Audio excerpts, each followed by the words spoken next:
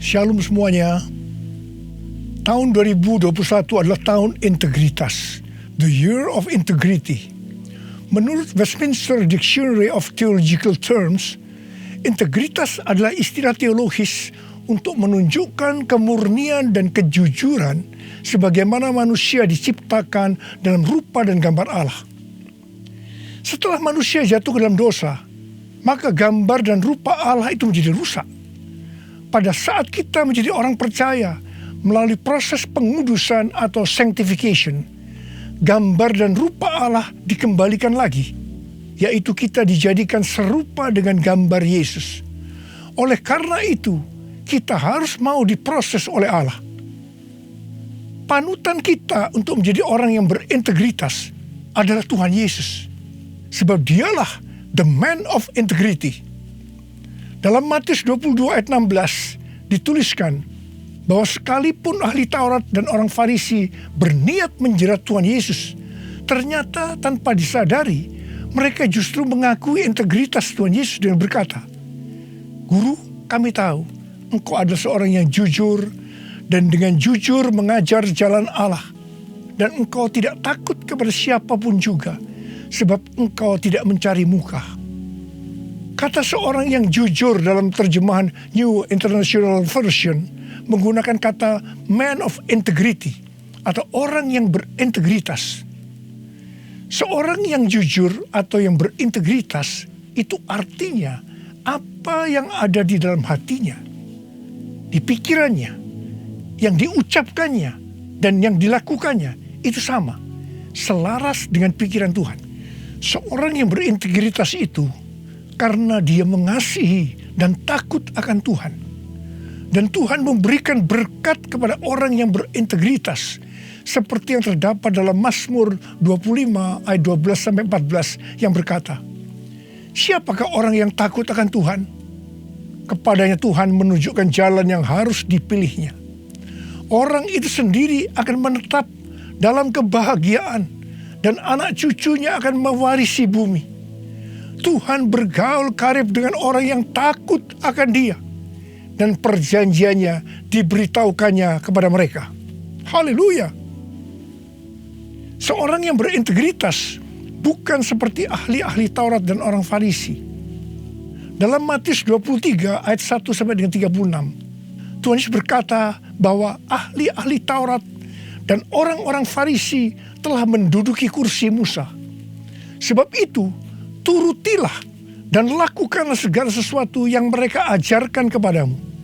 Tetapi janganlah kamu turuti perbuatan-perbuatan mereka, karena mereka mengajarkannya tetapi tidak melakukannya. Tuhan Yesus berkata bahwa ahli Taurat dan orang Farisi adalah orang yang munafik. Di sebelah luar mereka tampaknya benar di mata orang, tetapi di sebelah dalam mereka penuh kemunafikan dan kedurjanaan. Tuhan Yesus berkata kepada ahli Taurat dan orang Farisi, "Hai kamu ular-ular, hai kamu keturunan ular beludak, bagaimanakah mungkin kamu dapat meluputkan diri dari hukuman neraka?" Saya juga akan mengingatkan kepada kita semua, terutama kepada para pengkhotbah, para guru, juga para pengajar. Kalau saudara mengajarkan kebenaran firman Tuhan dan itu belum saudara lakukan, lebih baik dengan jujur diakui. Tahun 2021 menurut kalender Ibrani adalah tahun 5781 yang disebut juga sebagai tahun P Aleph, yang artinya 81. P atau angka 80 menggambarkan sebuah mulut. Tuhan Yesus mengingatkan kita dalam Matius 12 ayat 36 dan 37. "Tetapi aku berkata kepadamu, setiap kata sia-sia yang diucapkan orang harus dipertanggungjawabkannya pada hari penghakiman. Karena menurut ucapanmu engkau akan dibenarkan, dan menurut ucapanmu pula engkau akan dihukum." Salah satu arti dari kata sia-sia adalah berdusta. Kalau kita mengajarkan kebenaran tetapi tidak dilakukan, itu sama saja dengan berdusta. Amsal 6 ayat 16 dan 17 berkata bahwa dusta itu perkara yang dibenci Allah. Amsal 11 ayat 1 berkata, neraca serong adalah kekejian bagi Tuhan, tetapi ia berkenan akan batu timbangan yang tepat. Neraca serong bisa diartikan sebagai berdusta, dan itu merupakan kekejian bagi Tuhan. Dalam Yakobus 2 ayat 17 dikatakan bahwa iman tanpa perbuatan pada hakikatnya adalah mati. Jadi kalau kita percaya kebenaran firman Tuhan, kita perkatakan tetapi tidak dilakukan, pada hakikatnya mati. Dan itu dilakukan oleh orang yang tidak berintegritas. Karena itu, saya mengajak saudara agar kita semua menjadi orang yang berintegritas. Mazmur 15 ayat 1 berkata, Tuhan, siapakah yang boleh menumpang dalam kemahmu? Siapa yang boleh diam di gunungmu yang kudus?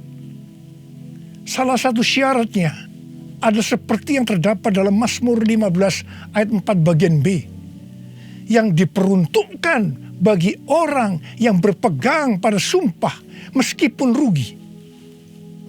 Seorang yang berintegritas akan tetap berpegang pada sumpah meskipun rugi. Seorang yang berintegritas biasanya oleh kebanyakan orang dunia dianggap sebagai orang yang bodoh, sok suci, sok jujur, sehingga mengalami banyak kerugian dalam tanda petik. Kebanyakan orang dunia meskipun sudah berjanji atau bersumpah, tetapi kalau mereka menderita kerugian, mereka akan berbalik dan dengan segala macam cara akan mencari jalan supaya tidak merugi. Jadi hati-hati. Jangan sampai saudara terpancing atau tergoda melakukan hal-hal yang seperti itu. Seorang yang berintegritas akan melakukan seperti yang Daud lakukan dalam Mazmur 26 ayat 1-3 yang berkata, berilah keadilan kepadaku ya Tuhan, sebab aku telah hidup dalam ketulusan kepada Tuhan. Aku percaya dengan tidak ragu-ragu. Ujilah aku ya Tuhan, dan cobalah aku. Selidikilah batinku dan hatiku, sebab mataku tertuju kepada kasih setiamu, dan aku hidup dalam kebenaranmu. Daud bukan orang yang sempurna secara moral, tetapi Alkitab mencatat bahwa kehidupannya mencontohkan karakter yang dewasa, tulus dan jujur di hadapan Tuhan. Jadi Daud adalah orang yang berintegritas. Daud berani berkata kepada Tuhan, ujilah aku ya Tuhan, dan cobalah aku. Selidikilah batinku dan hatiku, sebab mataku tertuju pada kasih setiamu, dan aku hidup dalam kebenaranmu. Saya teringat di awal pelayanan saya, Tuhan memberikan kepada saya sebuah lagu tentang ujilah aku.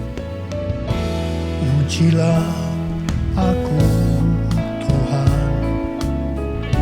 cobalah aku Tuhan, selidiki batinku dan hatiku, mataku tertuju padamu. Aku cinta padamu Tuhan, aku rindu hadiratmu Tuhan, aku ingin selalu dekat padamu, menikmati kehadiranmu. Menyanyi Hosana bagi Rajaku yang duduk di tahta. Aku muliakan dan ku agungkan, kau layak disembah, kau layak disembah, kau layak disembah.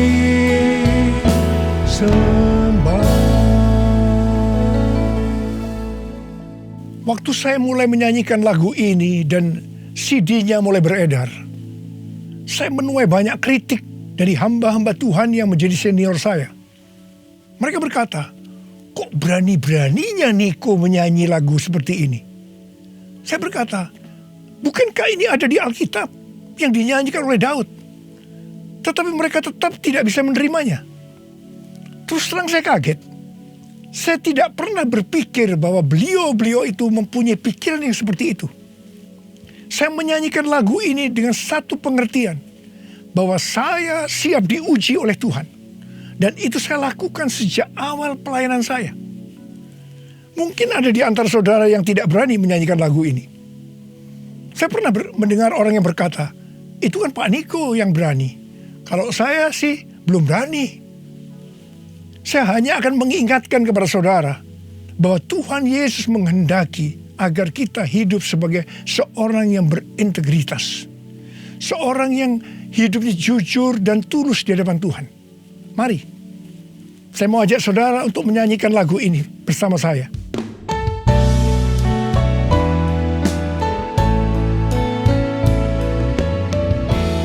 Ujilah aku, Tuhan, cobalah aku, Tuhan, selidiki batinku dan hatiku, mataku tertuju padamu. Aku cinta padamu, Tuhan. Aku rindu hadirat-Mu, Tuhan. Aku ingin selalu dekat padamu, menikmati kehadiran-Mu. Menyanyi Hosana bagi Rajaku yang duduk di tahta. Aku muliakan dan ku agungkan, Kau layak disembah, Kau layak disembah, Kau layak disembah.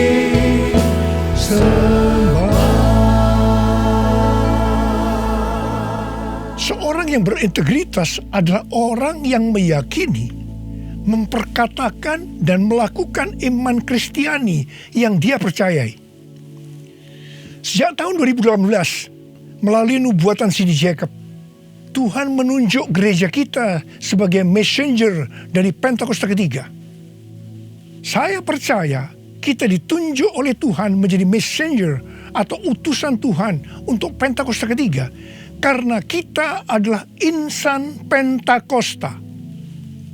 Sebagai orang yang berintegritas, maka kita akan memperkatakan dan melakukan apa yang kita percayai, yaitu apa yang ada di dalam hati dan pikiran kita. Jadi kita akan berkata-kata dan melakukan sesuatu sebagai insan Pentakosta. Karena itu kita harus mengenal identitas sebagai insan Pentakosta. Dari zaman Azusa Street yang disebutkan sebagai Pentakosta kedua sampai dengan saat ini, bahwa kegerakan Pentakosta secara garis besarnya terdiri dari 3 grup besar. Yang pertama Pentakosta klasik, yang kedua harismatik, dan yang ketiga neo-harismatik. Jumlah total dari 3 grup ini menurut survei di tahun 2019 ada 698 juta orang, yang berarti sekitar 27% dari total kekristenan. Sinode Gereja Bethel Indonesia atau GBI, di mana gereja kita termasuk di dalamnya, adalah grup Pentakosta klasik, seperti yang terlihat dalam pengakuan iman GBI. Ciri khas dari Pentakosta klasik adalah doktrin baptisan Roh Kudus dengan 5 pilar teologi Pentakosta, yaitu yang pertama keselamatan, yang kedua kekudusan, yang ketiga baptisan Roh Kudus, yang keempat kesembuhan ilahi, dan yang kelima kedatangan Tuhan Yesus untuk kali yang kedua dengan segera. Sejak sebelum dunia ini dijadikan, Allah berinisiatif menyediakan keselamatan bagi semua orang. Allah memanggil kita kepada keselamatan melalui Injil, dan kita menerima kasih karunia-Nya secara gratis melalui respon iman kita. Keselamatan yang diberikan kepada kita bukan karena usaha kita, tetapi karena pemberian Allah. Karena itu jangan ada yang memegahkan diri. Pada waktu kita percaya kepada Tuhan Yesus sebagai Tuhan dan Juru Selamat kita bertobat dan kita mengalami kelahiran baru. Kelahiran baru adalah awal perjalanan rohani kita di dalam Kristus. Ini yang disebutkan sebagai proses pembenaran atau justification. Selanjutnya kita masuk dalam proses kedua, yaitu pengudusan atau sanctification. Dalam proses ini kita dikuduskan terus-menerus oleh Roh Kudus dan firman Allah, disertai proses-proses yang menyakitkan bagi kedagingan kita. Dan goal daripada proses pengudusan ini untuk menjadikan kita menjadi serupa dengan gambar Yesus. Tuhan Yesus begitu baik kepada kita sebagai anak-anaknya, supaya kita lulus dalam proses pengudusan atau sanctification ini. Maka Tuhan Yesus membaptis kita dengan Roh Kudus, dengan tanda awal berbahasa roh. Selain itu, sebagai penyembuh atau pembuat mujizat, Tuhan Yesus selalu siap untuk memberikan kesembuhan dan mujizat kepada kita yang membutuhkan, yang sedang berada dalam proses pengudusan atau sanctification.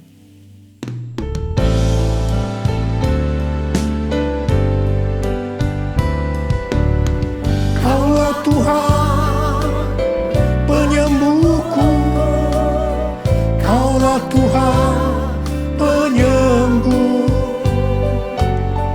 Kau berfirman dan sembuhkanku. Kaulah Tuhan penyembuh. Kaulah Tuhan penyembuhku. Kaulah Tuhan penyembuh. Kau berfirman dan sembuhkanku. Kaulah Tuhan penyembuh. Proses terakhir dari proses keselamatan ini adalah proses glorification atau proses pemuliaan, di mana orang-orang yang menjadi serupa dengan gambar Yesus yang akan ikut dalam pengangkatan pada waktu Tuhan Yesus datang yang kedua kalinya di awan-awan. Kita percaya kedatangan Tuhan Yesus secara tiba-tiba dan dengan segera. Kita diingatkan melalui Filipi 2 ayat 12 dan 13. Yang pada prinsipnya berkata, kerjakanlah keselamatanmu dengan takut dan gentar, karena Allah lah yang mengerjakan di dalam kamu, baik kemauan maupun pekerjaan menurut kerelaannya. Baptisan Roh Kudus adalah bagian yang paling penting dari 5 pilar teologi Pentakosta, yang sekaligus menjadi bagian sentral dari seluruh pengajaran insan Pentakosta.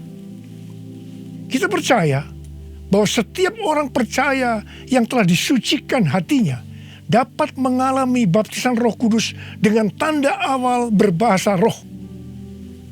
Tujuan dari baptisan Roh Kudus ini adalah agar pengurapan di dalam pelayanan lebih maksimal. Karena baptisan Roh Kudus ini memiliki 2 fungsi, yaitu supaya kita lebih intim dengan Tuhan Yesus dan akan memberikan kuasa untuk menyelesaikan amanat agung. Dalam Matius 12 ayat 31 dan 32, Tuhan Yesus berkata, sebab itu aku berkata kepadamu, segala dosa dan hujat manusia akan diampuni, tetapi hujat terhadap Roh Kudus tidak akan diampuni. Apabila seorang mengucapkan sesuatu menentang anak manusia, ia akan diampuni.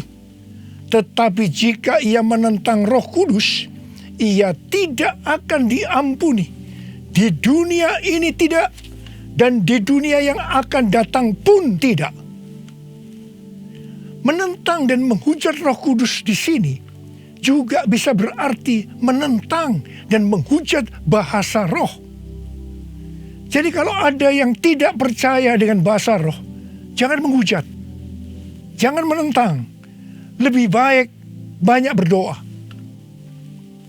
Sekarang ada orang yang membuat bahasa roh sebagai bahan lelucon supaya orang tertawa. Saya hanya akan mengingatkan kepada saudara yang melakukan seperti ini, supaya saudara bertobat dan minta ampun kepada Tuhan. Roh Kudus yang dicurahkan di kamar loteng Yerusalem 2000 tahun yang lalu, itu adalah untuk memberikan kuasa untuk melakukan amanat agung. Ini disebutkan sebagai Pentakosta pertama. Pentakosta pertama ini dahsyat, sebab dalam kurun waktu 100 tahun, 70% dari dunia yang dikenal waktu itu, yaitu yang berada di bawah kekaisaran Romawi, menjadi Kristen. Pertanyaannya, apakah amanat agung sudah selesai? Jawabannya, belum. Karena itu pada tahun 1906, kembali Roh Kudus dicurahkan di Azusa Street, yang disebutkan sebagai Pentakosta kedua. Pentakosta kedua ini dahsyat, sebab menurut Gordon Conwell Theological Seminary, bahwa 77,9%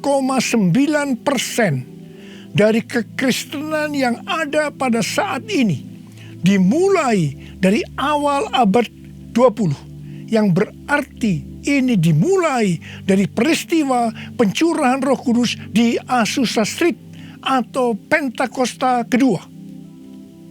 Pertanyaannya, apakah amanat agung sudah selesai? Jawabannya, belum. Karena itu, hari-hari ini, Roh Kudus yang jauh lebih dahsyat dibanding dengan Azusa Street sudah dicurahkan. Dan ini yang disebut dengan Pentakosta ketiga. Dan saya percaya dengan Pentakosta ketiga ini, amanat agung akan selesai dan Tuhan Yesus akan datang kembali.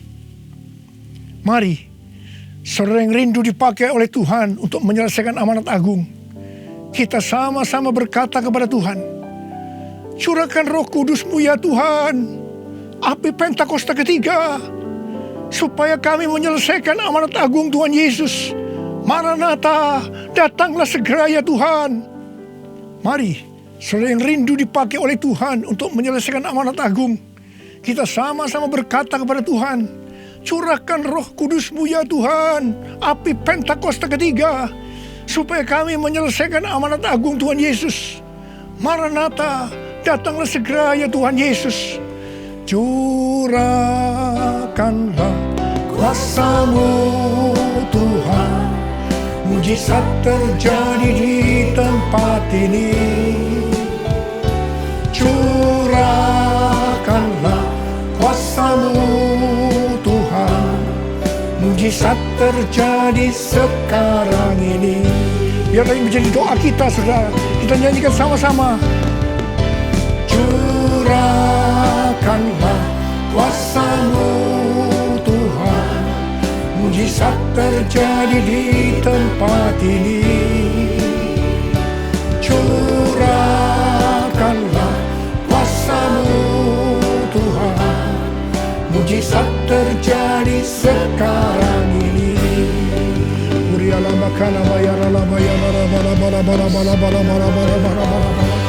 Urala bakana bayara la bala bala bala bala bala bala bala bala bala. Curahkan ya Tuhan, curahkan Roh-Mu ya Tuhan, penuhi anak-anak-Mu dengan Roh-Mu, penuhi mereka ya Tuhan, berikan kami kuasa untuk menyelesaikan amanat agung Tuhan Yesus. Terima, terima, terima, terima, terima, terima. Oh, riala bala bala bala bala bala bala. Oh, riala bala bala bala bala bala. Oh, de. Tuhan, Engkau lihat anak-anak-Mu yang sedang mengangkat tangan. Kamu percaya Engkau memelihara mereka, Engkau menjaga mereka dalam masa pandemi COVID-19 ini Tuhan. Bapa, hamba berdoa buat mereka, tidak ada seorang pun yang sakit. Hamba berdoa tidak ada yang berkekurangan, semua dicukupkan, malah berkelimpahan dalam hal yang baik. Oh Rama, terimalah berkat Tuhan, terimalah perlindungan Tuhan, terima perlindungan Tuhan, terima berkat Tuhan. Curahkanlah kuasa-Mu Tuhan, mujizat terjadi di tempat ini. Amin. Curahkanlah kuasa-Mu Tuhan, mujizat terjadi sekarang ini. Mujizat terjadi sekarang ini. Mujizat terjadi sekarang ini. Mujizat terjadi sekarang ini.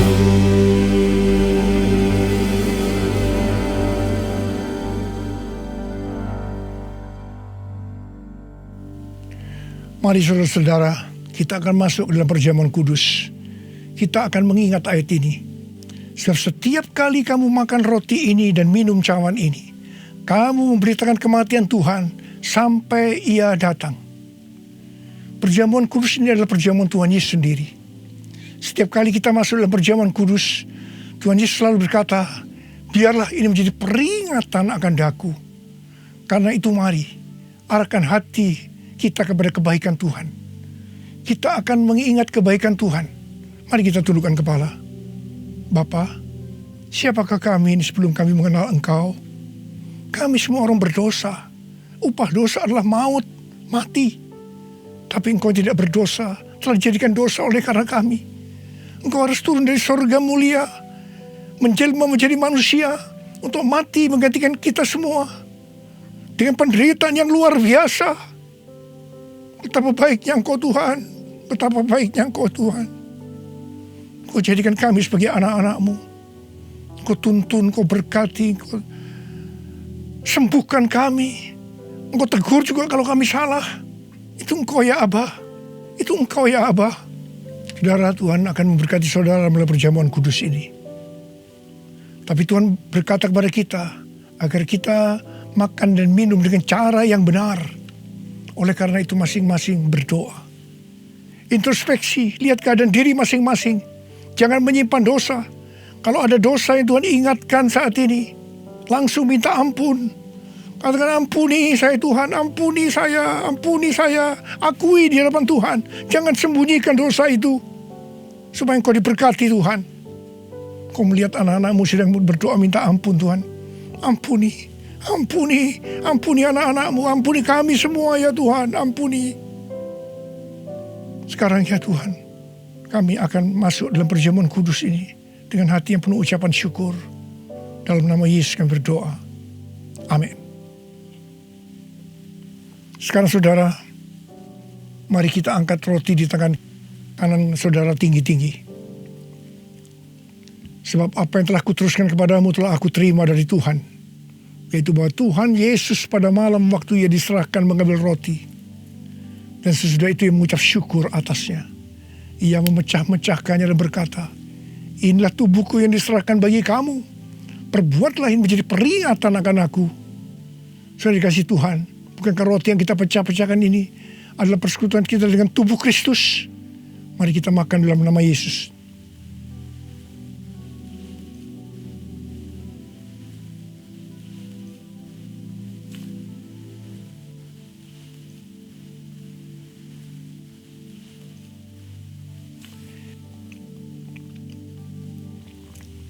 Sekarang angkat cawan di tangan kanan saudara tinggi-tinggi. Demikian juga ia mengambil cawan sesudah makan lalu berkata, cawan ini adalah perjanjian baru yang dimeteraikan oleh darahku.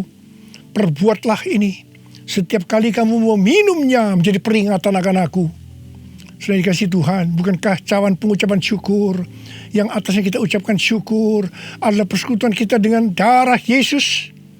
Mari kita minum dalam nama Yesus.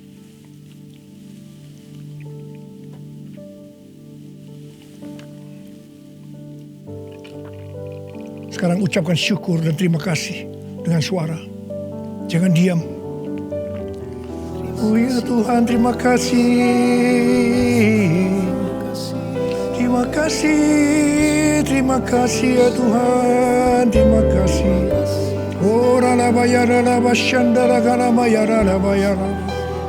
Oh, terima kasih Tuhan, terima kasih ya Tuhan, terima kasih. Oh, terima kasih ya Tuhan. Terima kasih Yesusku, terima kasih Yesusku. Puji syukur hanya bagi Tuhanku. Terima kasih Yesusku, terima kasih Yesusku. Puji syukur hanya bagi Tuhanku. Terima kasih, terima kasih Yesusku, terima kasih Yesusku. Puji syukur hanya bagi Tuhanku. Terima kasih Yesusku, terima kasih Yesusku. Puji syukur hanya bagi Tuhanku. Puji syukur hanya bagi Tuhanku.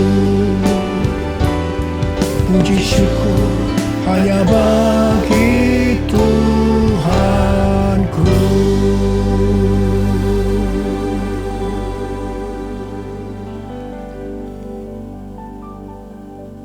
Sekarang terimalah berkat Tuhan.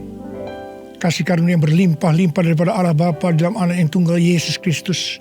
Persekutuan yang manis dengan Roh Kudus menyertai saudara sekalian mulai hari ini sampai Tuhan Yesus datang menjemput kita di awan-awan dan bahkan sampai selama-lamanya. Yang percaya bersama-sama katakan amin.